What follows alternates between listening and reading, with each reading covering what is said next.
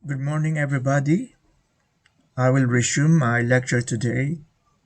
I was supposed to talk about sampling methods or sampling techniques yesterday, but I decided against it because I want to give you a break after your first quiz, and also I thought that maybe the remaining time won't be enough for me to cover the topics that is or that are listed under sampling methods. Now, before I begin this lecture, I think that I have to be candid about it. I'm not really an expert person when it comes to statistical analysis because I don't always do that. Okay, I don't always do statistical analysis. So the person who always do statistical analysis are people who are consulted by researchers. Okay, and these researchers are doing a thesis, a master's thesis, or a dissertation, or a research that is funded by hospitals, by institutions. And so those are the people who are truly kind of experts when it comes to statistical analysis. Okay. In our school, we have that kind of office. So the Center for Research, among the people who are in that office. We have there some statisticians, okay, or maybe they are not really their degrees are not really into stat, but they have supervised many thesis that requires statistics in the university. So they are the expert. They are the expert people when it comes to statistical analysis.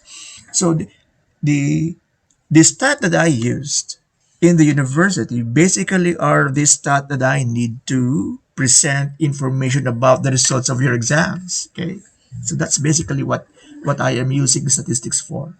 But recently, okay, I am stepping into to something that really requires serious statistical analysis because I am now in the dissertation stage of my PhD. I passed my comprehensive exam last year, and so now I am in the dissertation stage where I need to reach out for a sample. Okay, I need to look for a sample, and so my dissertation now is giving me an opportunity to do some sampling methods. Okay, so I will now begin my presentation. Let me move my yan. That is where I want you to see me. Okay, so I will talk about sampling methods. So a sample, you can look at a sample as a subset of a universal set, okay? But it is not just a subset, it has to be a representative subset of the population. And we often hear the word sample, okay? Blood sample, urine sample, okay? The sample of feces, okay? Fecal matter. Well, you are young. I think you haven't yet experienced going through a physical examination. Okay, when you become an adult and when you're about to be employed by a company, you have to go through physical examination, and that is where you will be told, give us a blood sample, give us a fecal sample, a urine sample, a a mucus sample. Okay, so a sample is not just a subset; it has to be a representative subset of the population. And you will hear this often, okay, in sampling. So if you want that to be a representative subset of the population, the sample must be a random sample. It is a sample wherein every member of the population has an equal chance of being selected in the sample. So, in order for a sample to be a true representative of the population, something like this is going to happen. Okay, if this is your sample, what you will do is you will shrink this in size, You will shrink this in size. It is a smaller version of the big thing. Okay, so that is how I wish to describe it. A smaller version of the big thing. So we have two general classifications of sampling methods. We have the probabilistic sampling, okay, and then we have the non-probabilistic sampling. So here in probabilistic sampling, it's the same as it's a sampling method wherein you are doing random sampling. Everybody in the population has an equal chance of being selected in the sample. Okay? And having done that, it guarantees that the sample is representative. But the downside of that is that it is costly. Okay, I will speak about this later. It is costly and it can be time consuming. For non probabilistic sampling, not everybody in the population would have an equal chance of being included in the sample. Okay, and why would you want to do that? Well, there are some practical issues. Maybe it costs time and it costs a lot of money to do random sampling, and so you have to go to a non-probabilistic sampling. And sometimes it is dangerous. Sometimes it is dangerous to really go out and get the random sample, and so a researcher, okay, by being prudent, would have to settle to something that is not a true representative of the population. Okay, but of course, okay, having done that, it reduces the validity of the conclusions that will arise from such samples. Okay, so before I proceed, why do you have to study this? Okay, well, because we are assuming that you will do a thesis, you will do a research. Okay, okay, that requires some kind of sampling. Okay, and not only that. Okay, as a future professional in dentistry, you may have to do a research. And by the way, that is part of well, I will not say that that is part of the responsibility of being a professional dentist, but the community of professional dentists are are hoping, okay, they would consider it to be an ideal community if you are actively participating in contributing knowledge into your profession. And so that may require you to do sampling, to get a sample out there. Okay, and then not only that, it's not only for academic purposes. Okay, maybe you will become a manager of a business that is involved in the dental industry. Okay, you may have to make managerial decisions, but those decisions must be based on some facts. So you will have to obtain facts from somewhere. And maybe that will require you to get information from a population, but because it's often costly and it's not always feasible to get information from the population, you will choose a sample. Get information from the sample and use that information to assist you with decision making. Okay, so that's the reason why we are studying this. So, okay, I will enumerate and describe to you some examples of probabilistic sampling, simple random sampling. So, this is how you do it. So, let's say, for example, there are 70 families in a barangay, and you are concerned with what is the dental health of the members of the 70 families. Okay. Okay. I think that is a concern for public health. Barangays or municipalities, they do have an office for that. Okay. So uh, you want to obtain information about the dental health of the members of each family in a barangay that has 70 families. But it's not always feasible to look out for those 70 families. Okay, sometimes it can be dangerous to reach out to them one by one. And so what you do is you do a random sampling, a subset. So this is how you do it. Let's say, for example, you will choose only 30 out of these 70 families. So who are those 30? Well, this is what you can do. Let's say, for example, the barangay has a roster of houses. Okay, and they have a roster of houses and the names of the heads of all those houses, so they can assign it a number. Okay, 1, 2, 3, 4, 5, 6, so on and so forth. And then after that, what you can do is you can produce the 30 samples randomly by, okay, something as simple as, writing a number on a paper, putting it in a container, and then drawing lots. You can do that.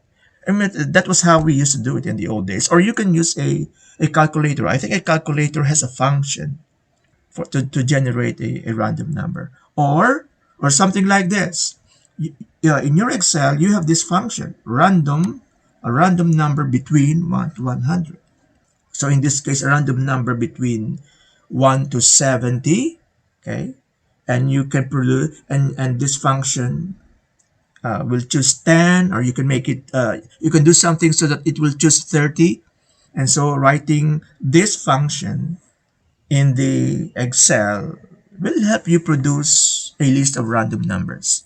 And so you will go back to your roster. Okay, who is number 68? Or what household is number 30? Okay, what household is number 9 or 58? Okay, so that is how you can use the random number generator. Systematic sampling, okay, it's like there is a system to it. Okay, so it's like you will choose the first member randomly, and then after choosing the first member, you will systematize the choosing of the next members. Okay, so this is how I describe it. You choose a fixed point randomly, or you choose a fixed member randomly, and then after choosing that first member of the sample, you will follow a rule. Okay, you will follow a rule that will guide you in choosing the rest of the members. For example, okay, let's say, for example, your class is a class of 45 students. You have 45 students in your class. I need a random sample. Okay, maybe I want to talk to them, to ask them about where their parents work. Okay, are they employed abroad or not? Okay, so I will choose five. So this is what I can do. I will choose the first member randomly. Okay, I will use a random number generator, and then after choosing that person. Okay, so I am assuming that we are in a classroom. You are seated in those chairs. So after choosing this person, let's say, for example, this is the person. I will skip. Okay, I will skip a person. Okay, I will skip the person after him or her, and then this is the next person that I will choose as member of my sample. I will skip this. I will choose the next. I will skip this. I will choose the next. I will skip this. I will choose the next member of the sample. Okay, so that is how you can do. That is an example of how to do systematic sampling. So state a rule for select. Okay, choose first the first member and then state the rule. Follow a rule to guide you in choosing the rest of the members. Now I have here an example. This is my favorite example in systematic sampling, but it's kind of horrible. It is horrible and quite violent. It is a violent way to apply systematic sampling. It is about decimation. Okay, so decimation is the Roman system for punishing erring soldiers. You're familiar with the word decimate. To decimate is like to kill large numbers of people, to vanquish decisively. Okay, but It's more related on killing. Okay. Okay, I will tell you now where the word came from, and what is the logic behind the decimation, and how was stat used here. Okay, because decimation is going to be an example of systematic sampling. I chose this as an example because I love the ancient Roman culture and history. Okay? And there was a time that I played a lot of RTS, real time strategy games that involve managing soldiers. So this is like a PC game or video game. I like this a lot. So you know the Roman legion. So the Roman legion is like it is a huge battalion of soldiers. Okay, and so this huge battalion of soldiers, they have these cohorts. So a cohort, so you can look at it as a company. Okay, and so the union of all those company will produce the battalion. But of course, they don't call it the battalion. They call it the Roman legion, the legionnaires. Okay, and so what they do here is they will assign specific cohorts to particular duties. One cohort will go out and forage. Okay, to forage means to acquire resources such as food and water. One cohort can be responsible for guarding the fort. Okay, guarding the fort during daytime and nighttime. So and then maybe one cohort will be responsible for building the fort. So each of these cohorts are given the responsibilities. Now let's say for example one cohort is given the job to guard the fort, okay, during nighttime. And let's say for example some rival spies, some rival soldiers, okay, a soldier from another rival army was able to enter the fort and steal horses. Okay, something like that can happen. And so when something like that happened and it was discovered by the centurion, and so the cohort that was responsible for guarding the fort is going to be punished. And this is where decimation will come in. And this is where the the ghastly application of systematic sampling is going to be applied. Okay, so the word decimation, decimal. Okay, you're familiar with the decimal. It means 10. Okay, so what's going to happen is the centurion will either punish or actually they will kill. They will kill every 10th member of the legion or of the cohort. Okay, how do you do that? Of course, you don't start here. Okay, so this is, let's say for example this is the a legionnaire, one Roman soldier. You don't always start here because it's not fair. It's not fair for this guy. Okay, so what he will do, or what the centurion can do, is he will apply systematic sampling. The first person is going to be randomly chosen. Okay, so let's say for example each of this person has an ID, a badge, a unique badge for each soldier. And so the centurion will choose randomly. Okay, the soldiers can put those badges in a container, and the centurion will pick one that is a random member of a sample. Okay, so let's say for example I chose this. Okay, okay, I will use a different pen. I will use the black color. Okay, so let's say for example randomly the badge that appears is the badge owned by this person. Okay, he is spared. He is not among who will be put to sword. Okay, so this is now where systematic will come in. Okay, the rule is the centurion will count starting from this guy 1 to 10, and the 10th soldier is going to die. Is going to be put to sword. So this guy is a lucky guy. He's not among them.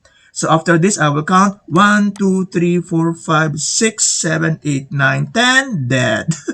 1, 2, 3, 4, 5, 6, 7, 8, 9, 10, dead, so on and so forth until you get to the beginning. That is how, that is the system of decimation. And interestingly, it's the application of systematic sampling. Okay, so we have this stratified sampling. It's another type of probabilistic sampling. So what you do here is you divide the population into subgroups, okay? And then you apply simple or systematic sampling in each of the group, or you apply random sampling to each subgroup.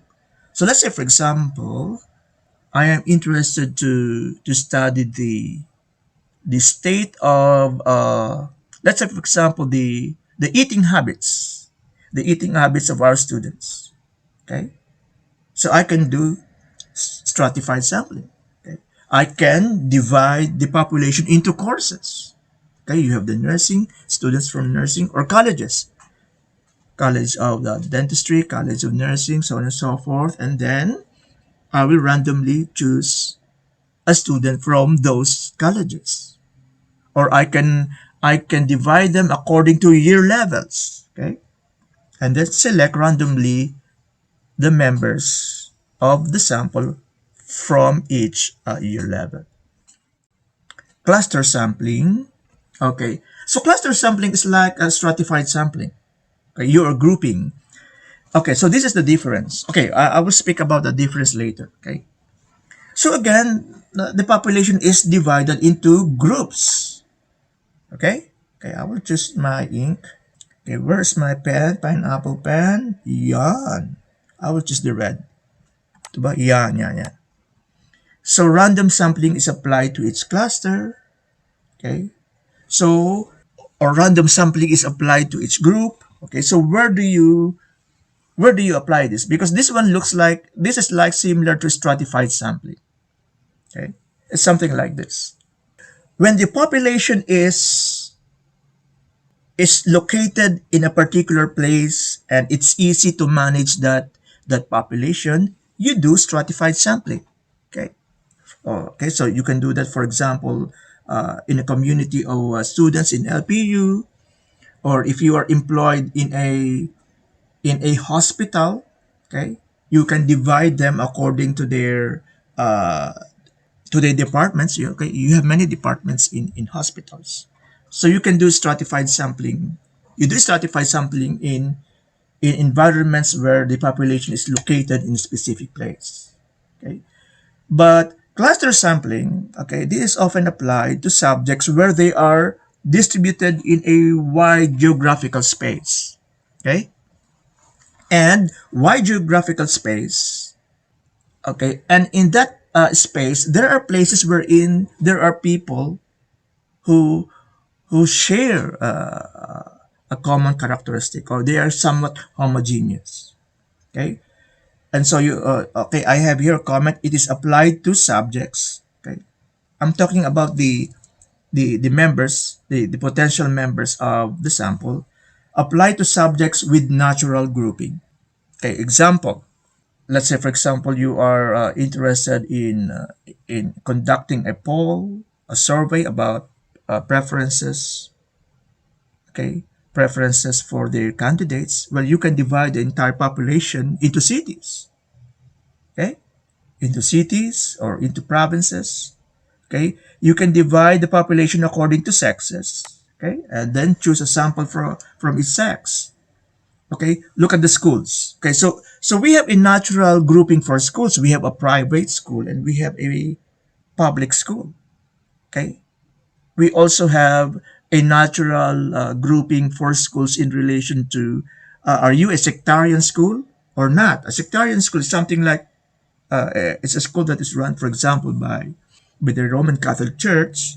Okay, there are schools that are run by other churches, and so those schools are sectarian. So one way to group them is to group them according to, okay, this is the group of sectarian schools. This is the group of non-sectarian schools. Okay, you can also divide students of schools of different schools into academic tracks. Okay, so you have a track for the humanities and social science. You have the track for STEM, and so basically cluster sampling is like stratified sampling. The difference is stratified sampling. The population is located in a specific place. They are quite manageable. It's easy to reach out to them. Okay, but cluster sampling is something else. Non-probabilistic sampling. So here, so this is like the opposite of random sampling. In random sampling, everybody has a chance. Everybody has an equal chance of being a part of the sample. Here, no, no, not everybody has an equal chance of becoming part of the sample. Okay, and the reason for that is the researcher is exercising some judgment. He is exercising some judgment. Okay, so I have here the selection of a sample is subjective to a certain degree, and I will tell you why that might not be a bad thing. Okay, maybe that might be the good thing. Not everybody in a population has an equal chance to be in the sample. Others may have a bigger chance of being in the sample. And this is the thing. The researcher is kind of subjective in his or her choice about the members of the sample.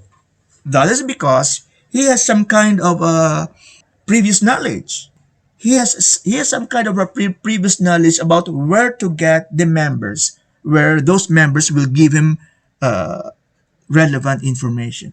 Okay, so examples. Okay, so this is where the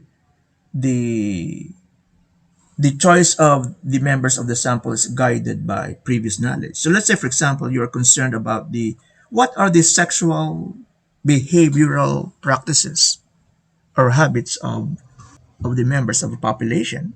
Well, it makes little sense to include everybody in the sample, or it makes little sense to give everybody a chance to be in the sample because, at the first place, not everybody is even aware or does something that is sexual.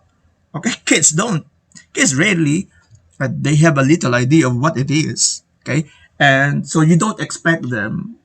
There's little sense in including kids or pre-pubescent kids in your sample. It makes also little sense to give equal probability to senior citizens in your sample. Okay, so you will narrow down your selection. Okay, so that will be an example of non-probability probabilistic sampling, where your decision is guided by some published articles about sexual behavior and by some common sense. Okay, this is a example of non-probabilistic sampling, convenience sampling. Why would you do that? Okay, why would you do that? Okay, well, maybe it is not feasible. It is costly to do random sampling. So convenience sampling is something like this: the subjects or the members of your sample are selected because they are readily available to the researcher. Okay, it is not costly. It does not consume much time. Sometimes they do this convenience sampling to generate or support an initial hypothesis. It's like a person has some kind of a hunch, but he is not yet sufficiently informed so that he can produce a a strong hypothesis. Okay, so what he would do is he will generate some initial information, and he can do that through convenience sampling. And you can also use it when it's like you need to make a decision now, or you have to make a decision quickly. Maybe you are a manager, and so what you can do is you can just do this. Okay, you can just pick a phone. Okay, and call a particular department. Okay, so that you can be supplied with the necessary information. Okay, what would be the examples of this? So let's say, for example, you are concerned with the with the level of satisfaction of the, what do you call this, of the patrons of a particular restaurant. The patrons are like the people who frequently go to that restaurant. Okay, and so as a researcher, you might be concerned. You might want to know what are their levels of satisfaction. What suggestions can they give? Okay, but it's not easy to look for all the patron. Okay, okay, it's not easy to locate a sample of those patron. Okay, so what you do is, okay, who are the customers who are right now in the restaurant? Okay, so when you say patron, it's some of them may not be present at the moment. So what you do is you go to the customer who is there, okay, and then talk to them. So let's say, for example, you are an officer of a department in a municipal government that is concerned with public health, and so you may want to know what sort of medical help do patients ask or request from hospitals. You can you can do that systematically. You can do it in such a way that it is assisted by random sampling, but it's not easy to do that. Okay, the convenient way to to get information about what sort of help patients request from hospitals is simply go to the hospital. Okay, go to the hospital, go to the lounge, to the waiting lounge. Okay, because these days we have a protocol. You cannot just enter a hospital, and they are there. They are there seated in the front space of the hospital. You can ask them one by one, sir, are you willing to participate in this short survey? Yes. Okay, so why? What are you here for? Oh, are you? So that would be an example of convenience sampling. Let's say, for example, you're interested to know what would be the most preferred brands of cars in a particular town. Okay, it's going to be costly and time consuming to look around in the town. So what you can do is look at where you are parked at the moment. Okay, let's say, for example, you happen to park yourself along the national road. Maybe you can just take a walk and take note of the cars that are parked along the roads or inside the garages of houses along the national highway. Well, that is not the town. That's just a small part of the town. So you cannot say that that is a random sample. But then again, it is some kind of a sampling, but you did it through convenience sampling. Okay. So let's say, for example, okay, this is another example. Let's say, for example, okay, many students in LPU are getting this, they experience this diarrhea or their stomachs are getting upset. And so you have some kind of a hunch. Maybe there's something to do with our faucets, with our drinking water. So you want the faucets, the potable water, the sources of our potable water here, you want them to be tested. But hey, that thing requires a lot of money. Okay, that thing requires money because you will ask a company. There are companies that do it. Okay, so you will request for a budget for that, and so maybe what you can do just to help you make a decision.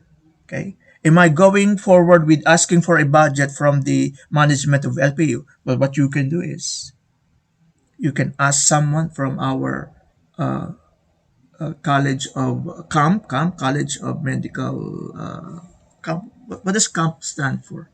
College of Allied Medical Practices. I think that's what allied medical courses and physical therapy. Maybe that's what it means. Okay.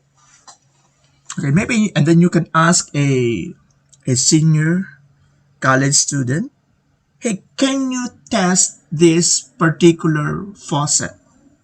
Well, just one faucet. Okay, maybe it's a faucet in the canteen. Okay, do what you know from do what you know and what you learn from microbiology, and just test. Get a sample of the water and then look at that sample under the microscope. Okay, so that would be an example of convenience sampling. Well, the flaws of convenience sampling is obviously it's not representative of the population, it is biased. The inferences that you will make about that sample, no, the inferences that you will make about the population based on that sample is going to be weak. So this kind of sampling is, this is not the sampling for researchers that you plan to publish in an academic community. Okay, or if you want to present a study, in the professional community of dentists, this is not how you obtain sample. Okay, so this is something that we do in informal organizations. Okay, so I will continue. So this one is consecutive sampling. So this is like convenience sampling with modification. So something like this. One member is selected through convenience sampling. The researcher obtains information from this member and then proceeds with choosing another member.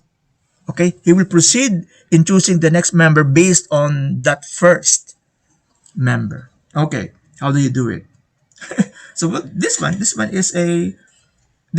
a fitting example of consecutive sampling.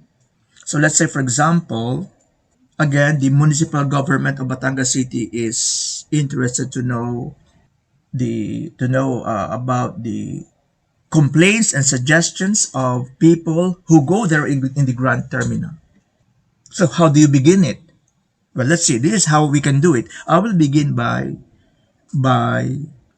convenience random sampling. I will go to the waiting lounge of passengers, and then I will choose the nearest guy to me. Okay, so that those are rows of chairs occupied by passengers. So I will choose the guy who is nearest to me. Are you willing to participate in this survey? Yes. Okay. And who will be the next member? Well, the guy beside him. And then after that guy, the guy beside him. Okay? So those rows of persons waiting for their time to be seated in a bus, those people can serve as members of your sample. But how you obtain that sample would be an example of consecutive sampling, but the initial decision was convenience sampling. Okay, interviewing people who leaves the mall from a particular exit door. Okay, so it's like maybe you're interested to know, are they interested in buying insurance? Where will you find that? Where will you find that many people? Okay, so again, going to the mall is convenient because that is where people gather. And paying attention to a particular exit door is again convenient.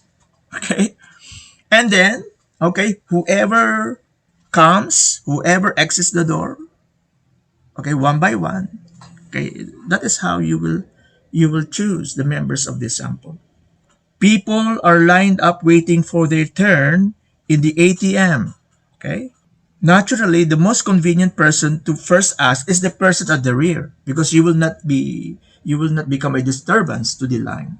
So you begin with the person at the rear. You ask him or her, are you willing to participate in the survey? If yes, okay, ask. And then you go again to the next. Okay, so on and so forth. Quota sampling. Okay, quota sampling. So this is how quota sampling goes.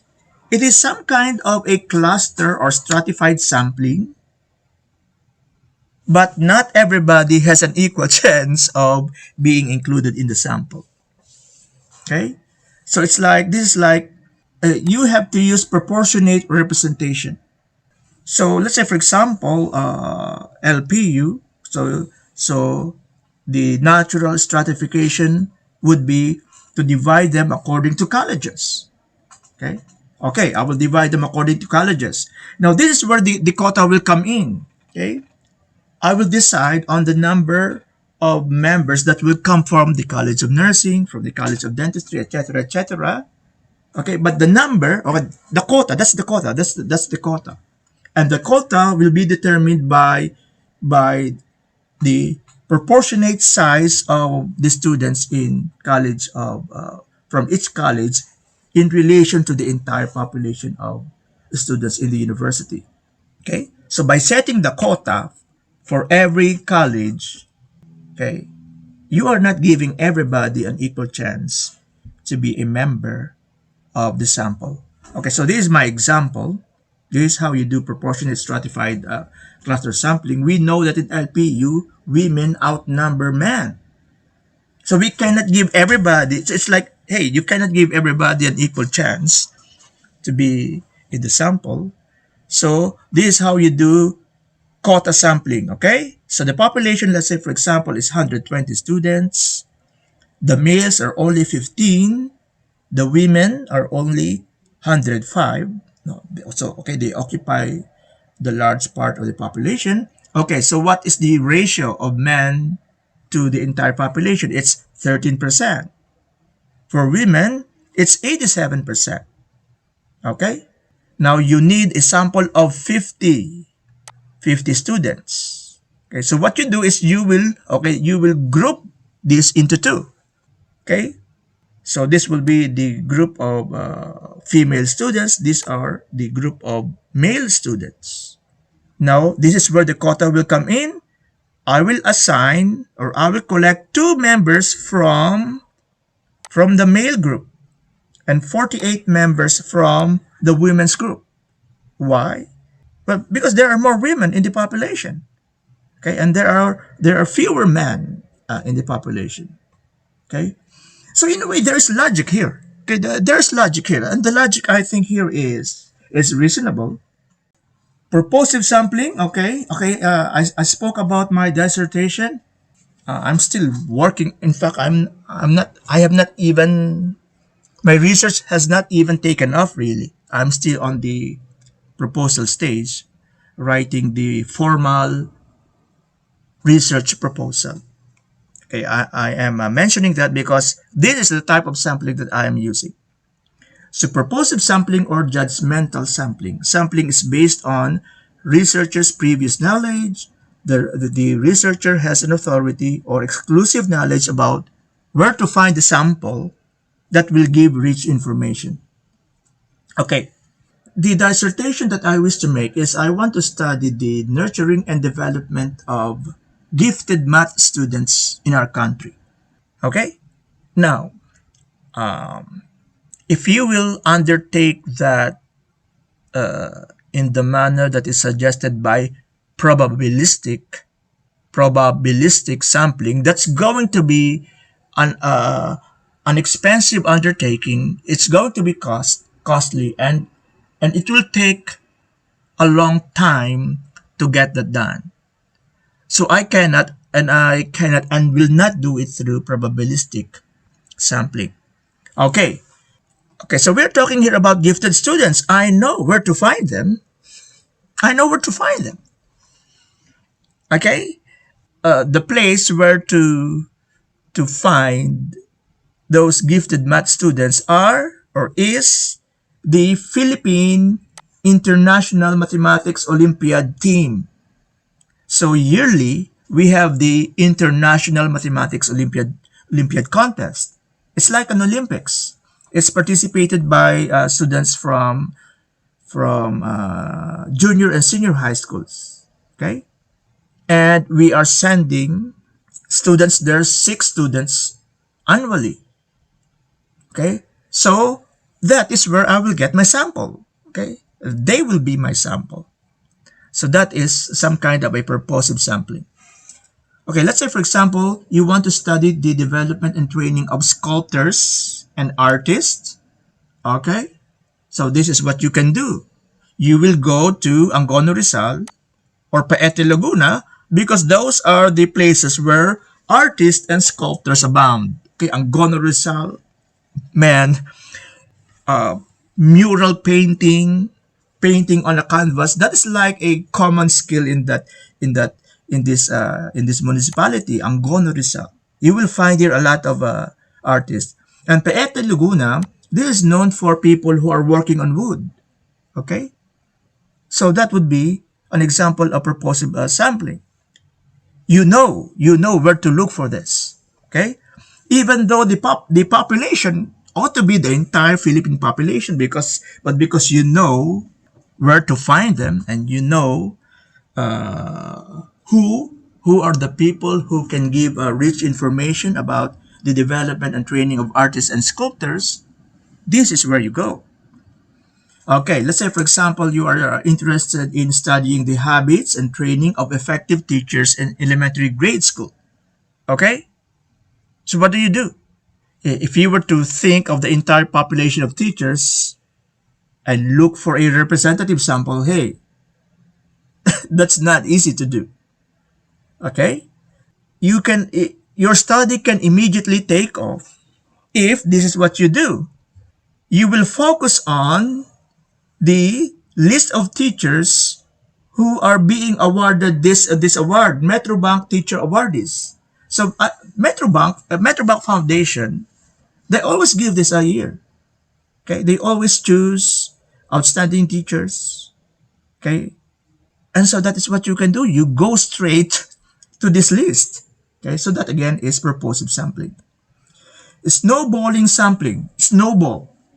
Well, we have not seen a snowball. I have not seen a snow, but you know what happens in the snowball. It becomes larger as the ball, as the lump of ice rolls. It grows bigger and bigger. This was how I initially thought about obtaining my sample in my proposed research, because even though I'm not a student, I am not a part of that community of gifted math students and coaches who assist these students. I'm not part of that community. So I don't know anyone who is a, or I know few people in the community of math teachers and math students who are active in the International Mathematics Olympiad. So snowballing sampling is initially what I had in mind because I know one person who is math gifted. Okay. Well, he was not competing in the level of the IMO, but I often see him in my Facebook account. He sometimes speaks about his experiences. Sometimes he publishes pictures of him when he was active in competing in MTAP. Okay, you've heard of that MTAP. So that is one person that I know. Okay, so this is what I'm going to do. This is the initial plan that I wanted to do. I will talk to the guy. Can I ask you to to be a member of the sample for my dissertation? Okay. If he says yes, okay, the interview will proceed. And then after the interview, I will ask him, can you help me with my research? Can you give me a list of people who are mathematically gifted like you? Okay? Okay, and then after giving me the list, so I will choose somebody from the list. Okay? Maybe the best. Okay, I will ask the opinion of the first member. Who among this you think is the kind of person who will give me rich information? Okay, so he will choose. Okay, so I will talk to that guy, and then after finishing an interview with him, I will again ask him, "Can you give me a list of names who will help me with my research?" And so this thing, snowballing sampling, is a fitting description. Your sample becomes larger and larger as the study moves forward. Okay, so these are the uh, comparison between probability sampling methods and non-probability sampling methods. Okay, so for probability sampling methods, okay, you are using random sampling methods. It's like every member of the population has an equal chance of becoming a member of the sample. You don't do it here. You don't do it in non-probability sampling. Okay. Others have a higher probability of being selected in the sample. If you if you use this probability sampling methods or probabilistic sampling method, okay, the conclusions, the findings of your research are going to be strong. Okay, it's going to be conclusive. Okay, conclusive. But it's different from non-probability sampling method. Okay, it's like the probability sampling method will not point you to particular conclusions. No, no. What it does, it is helping you explore whatever it is that you're studying. Okay, so that's the purpose of that. It helps you with exploring more this thing that you are studying. Okay, so for probability sampling methods, it takes time to get the data. It requires money to get the data, but those things are kind of diminished when you talk about when you apply non-probability sampling methods. Okay, the data are easy to collect and they are not too costly to collect. So probability sampling methods, you're using this in studies wherein you have a clear hypothesis. Okay, you have a properly formulated hypothesis. Okay, and there is a way to objectively validate that hypothesis. Okay, and so if that is the direction of your research, okay, and if that is the character of your research, this is the method to use probability sampling method. This one, non-probability sampling methods, you do not begin with a clear hypothesis. Okay, what happens here, just like what I said, is explore what how they say it.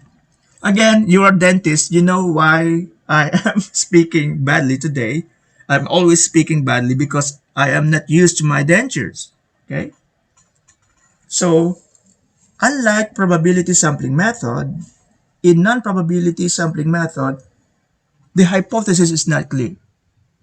In fact, your purpose for getting a sample is to help you help you write or help you construct a hypothesis. Okay, and so this is what happens. You are not clear about the hypothesis at the beginning, but after exploring the subject, okay, where the sampling method is non-probability, okay, you are able to derive hypothesis later. Okay, you are able to derive hypothesis later after conducting the research study using non-probability sampling. Uh, the difficulty of teaching this subject is because a few statisticians, no, okay, I mean a few people had done researches where different sampling methods are used. Okay, and of course, you know that the one of the difficulty of teaching these methods because hey, I mean not all faculty members of a university are active in researching, and even when they are active, they don't get to use all of this. Okay, all of this. Okay, so that's all for now. That's all for now. Again, I will edit this and then I will upload this in my YouTube channel. I will post the link in the LMS and then you can watch this anytime during the weekend. That's all for today and thank you.